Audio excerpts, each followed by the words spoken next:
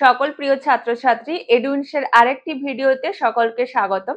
আজকে আমরা দশম শ্রেণীর ইতিহাস বিভাগের একটি নতুন ভিডিও নিয়ে এসেছি। আজকে আমাদের ভিডিওটির আলোচ্য বিষয় হলো আধুনিক ভারতের ইতিহাস চর্চার উপাদান। অর্থাৎ আমরা এই ভিডিওর মাধ্যমে জেনে নেব যে আধুনিক ভারতের ইতিহাস চর্চার ক্ষেত্রে উপাদানের কি গুরুত্ব রয়েছে এবং উপাদান বলতে কোন কোন উপাদানের কথা বলা হয়েছে। আমরা উপাদান বলতে প্রধানত সরকারি নথিপত্র, পুলিশি গোয়েন্দা এবং সরকারি আধিকারিকদের গুরুত্বপূর্ণ প্রতিবেদন এবং বিবরণ, চিঠিপত্র, আত্মজীবনী ইত্যাদির কথা বলা হয়েছে। ঐতিহাসিক ইএইচ কার এই উপাদানগুলির গুরুত্ব আলোচনা করেছিলেন দুই ভাগে, অর্থাৎ প্রাথমিক উপাদান এবং গৌণ উপাদান। এ বিষয়ে গুরুত্বপূর্ণ উপাদানগুলির কথা আগেই বললাম। এখন আমরা জেনে নেব যে সরকারি নথিপত্র বলতে কি বোঝায়। অর্থাৎ সরকারি নথিপত্র বলতে বোঝায় ব্রিটিশ শাসনকালে ভারতবর্ষকে শাসন করার জন্য ব্রিটিশ যে প্রশাসনিক বিভাগ তার আদেশ, উপদেশ এবং নির্দেশ জারি করত যে নথিপত্রের মাধ্যমে, সেগুলিকে বলা হয়ে থাকে সরকারি নথিপত্র।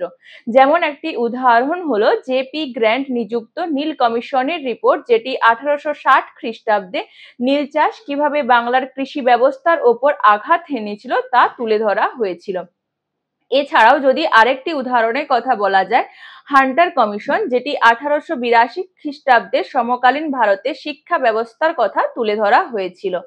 এর পরবর্তীকালে এখন আমরা জেনে নেব পুলিশ, গোয়েন্দা এবং সরকারি আধিকারিক প্রমুখের প্রতিবেদনের কথা।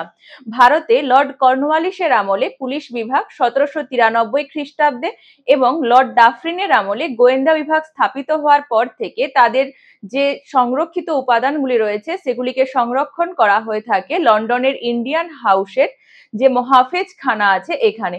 এবং এই সব তথ্য থেকে আমরা তৎকালীন সময়কালের পুলিশি এবং গোয়েন্দা বিভাগের যে উপাদানগুলি রয়েছে সে সম্পর্কে আমরা জ্ঞান লাভ করতে পারি এবং এগুলি ইতিহাস রচনার ক্ষেত্রে একটি গুরুত্বপূর্ণ উপাদান হিসেবে বর্ণনা করা হয়ে থাকে। এখন আমরা জেনে নেব সমসাময়িক বিবরণের কথা। সমসাময়িক বিবরণ বলতে বোঝায় যে তৎকালীন সময়কালে কোনো ঘটনা, যেমন যদি আমরা সিপাহী বিদ্রোহের কথা বলে থাকি যেটি ঘটেছিল 1857 খ্রিস্টাব্দে, এই বিদ্রোহটির যে প্রত্যক্ষদর্শী ছিলেন তার নিজস্ব রচিত বিবরণ বা বর্ণনাকে আমরা বিবরণ হিসেবে বা ইতিহাসের উপাদান হিসেবে এটিকে লক্ষ্য করা যায়। যেমন ফরেস্টের রচিত হিস্ট্রি অব দ্য ইন্ডিয়ান মিউটনি এবং স্যার সৈয়দ আহমেদের রচিত the causes of the Indian revolt গ্রন্থে আমরা সিপাহী বিদ্রোহের অত্যন্ত প্রত্যক্ষদর্শী হিসেবে এনার বর্ণনাকে তুলে ধরা হয়ে থাকে। এখন আমরা জেনে নেব চিঠিপত্রের কথা। ইস্ট ইন্ডিয়া কোম্পানি ভারতবর্ষকে শাসন করার জন্য বিভিন্ন যে প্রেসিডেন্সি বা তিনটি যে বিভাগ ছিল, মাদ্রাজ, বাংলা এবং বোম্বাই প্রেসিডেন্সিকে শাসন করার জন্য চিঠিপত্রের যে আদান প্রদান ঘটত তাকেও একটি ইতিহাসের গুরুত্বপূর্ণ উপাদান হিসেবে কিন্তু তুলে ধরা হয়ে থাকে।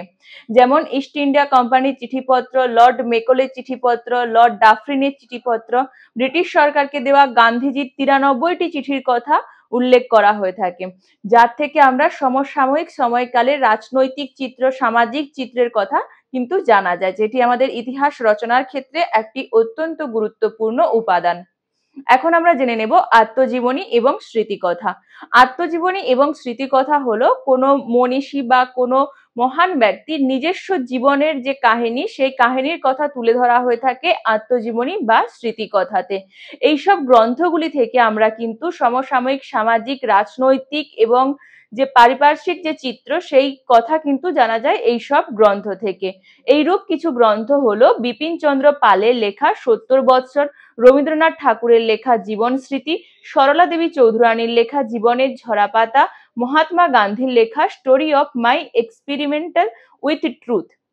এইসব গ্রন্থ থেকে আমরা সমসাময়িক নারীদের চরিত্র, পুরুষদের অবস্থান এবং নিচু জাতির অবস্থান, সমসাময়িক রাজনৈতিক অবস্থান সবকিছুই কিন্তু জানা যায় এইসব তথ্য থেকে।